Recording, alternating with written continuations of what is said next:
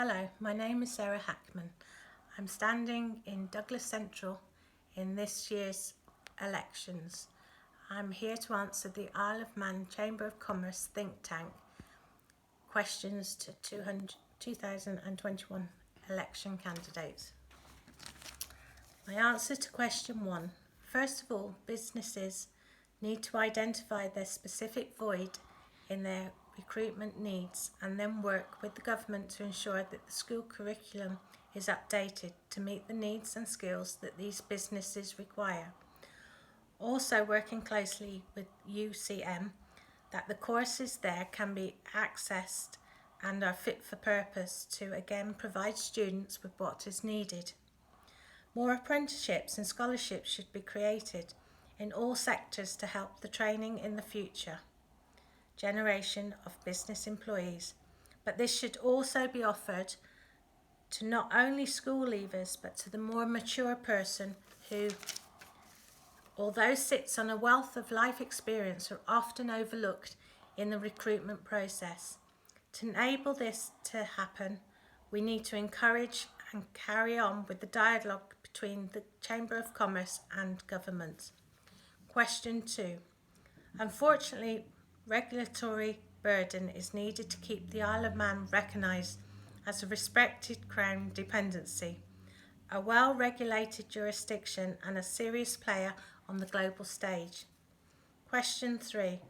A government who listens to business concerns and addresses them properly.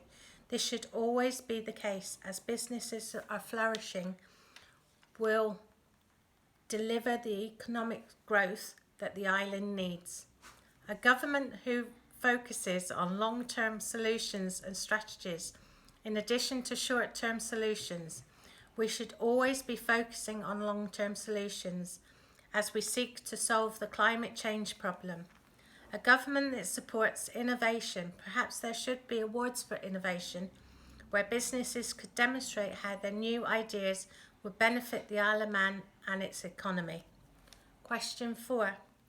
So you are asking how I would support the 44% who still need support after the COVID pandemic without prejudice. The 56% who don't need support, well, surely all businesses are different. Some businesses may have breezed through the pandemic as they haven't had to be totally shut down and can operate near normality, whereas those that have lost much of their custom will need to be supported until life goes back to a near normality.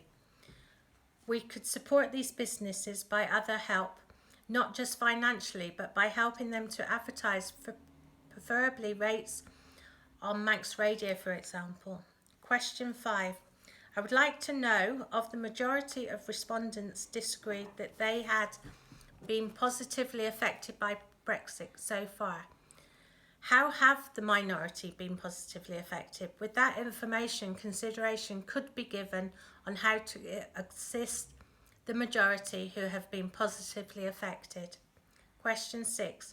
We definitely, as an island, should leave fossil fuels in the ground within Manx waters, as we all know that we should invest in wind, solar and tidal energy. We keep talking about it, but nothing seems to be being done.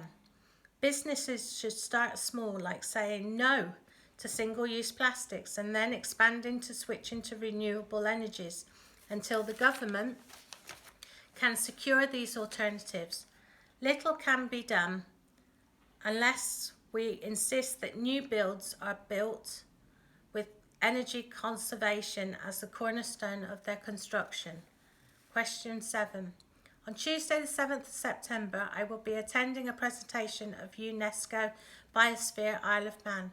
Until then, I don't have the knowledge of the Biosphere Pledge, but I'm sure after that I can be enthused at persuading businesses to take a more climate-friendly and sustainable approach.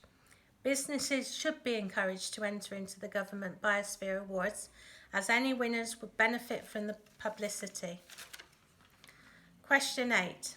I believe going forward a business enterprise scheme should be launched where businesses can contribute to the Isle of Man to help towards affordable housing, training and education.